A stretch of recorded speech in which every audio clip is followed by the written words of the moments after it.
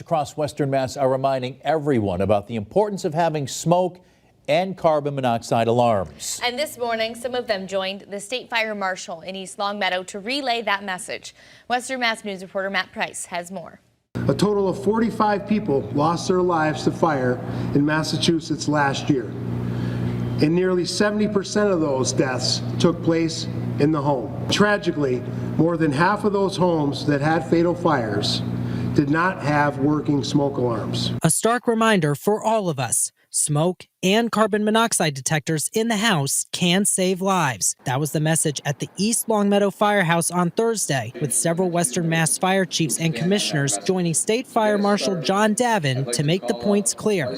Among those who spoke was Westfield Fire Chief Patrick Egloff, who gave an outlook from a Western Mass perspective. We know that there will be fires as long as people are cooking, heating their homes, smoking, and using electricity.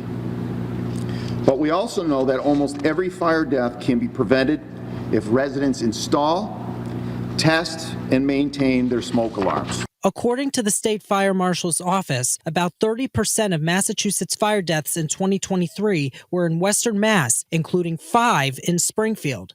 And 4 out of those 5 were in situations where there were no smoke detectors. Those people could possibly be alive today if they had functioning smoke detectors in their home.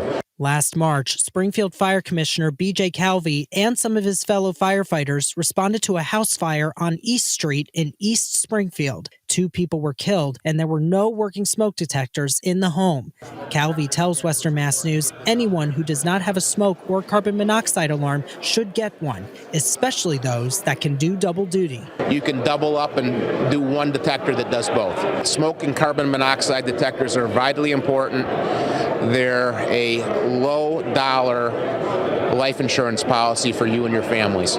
The American Red Cross currently works with local fire departments to install smoke and carbon monoxide alarms in residences for free.